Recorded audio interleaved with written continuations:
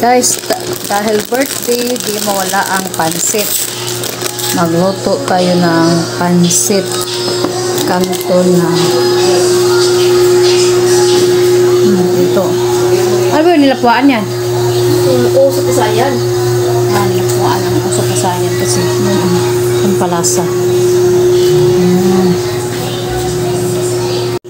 Ito naman guys ang ingredients ng pansit canton. Ito siya, cabbage, may sarap, may oyster sauce, sibuyas, garlic, chicken cubes, sweet pepper, shrimp, tsaka iyan. Guys, pamahiin talaga sa birthday. May long life pansit canton o spaghetti.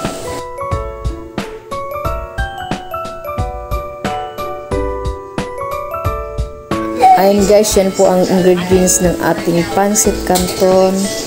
May shrimp, sweet pepper, garlic,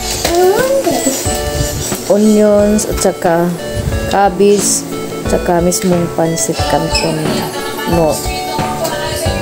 Yan po ating i-mix. Yan, halukay, mikos-mikos. Okay na yan. Guys, yun ang ating gagawa ng DIY na cake. Gamit lang ang ating fudge bar na isang pack. Ating gagmayon guys, dugmukon. Dugmuk na siya ng maayong. Pag humagdugmuk, ilagay sa tupperware. Then magpakulo tayo ng gelatin na chocolate. Yan, pag umano na ng gelatin, ating buo ihuwad sa ating tupperware. Pagkatapos maglagay tayo ng toppings, din palamigin, saka ilagay sa ref. Yan po ang ating simpleng DIY na handa lang.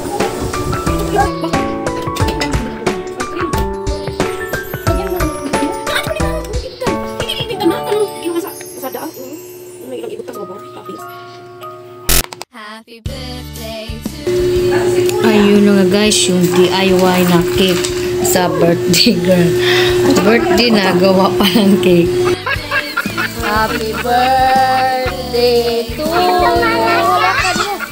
Happy birthday.